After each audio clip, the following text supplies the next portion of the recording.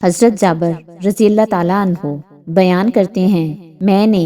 نبی صلی اللہ علیہ وآلہ وسلم کو فرماتے ہوئے سنا، بے شک رات میں ایک ایسی گھڑی ہے کہ اس وقت کوئی مسلمان شخص دنیا و آخرت کی جو بھی چیز اللہ سے مانگتا ہے تو وہ اسے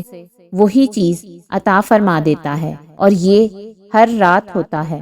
حضرت عبداللہ بن عمر رضی اللہ تعالیٰ عنہ بیان کرتے ہیں، رسول اللہ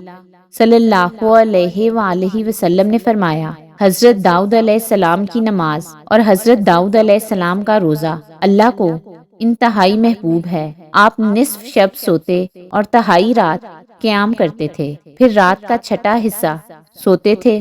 اور ایک دن روزہ رکھتے اور ایک دن افطار کرتے یعنی چھوڑتے تھے۔ حضرت عائشہ رضی اللہ تعالیٰ عنہا بیان کرتی ہیں، رسول اللہ صلی اللہ علیہ وآلہ وسلم رات کا ابتدائی حصہ سوتے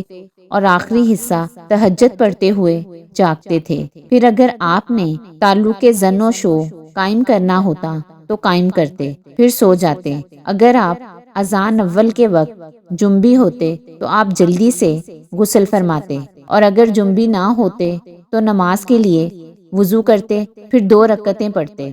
حضرت ابو امامہ رضی اللہ تعالیٰ عنہ بیان کرتے ہیں، رسول اللہ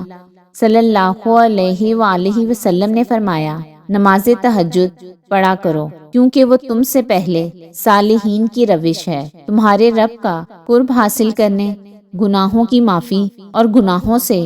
باز رہنے کا ذریعہ ہے۔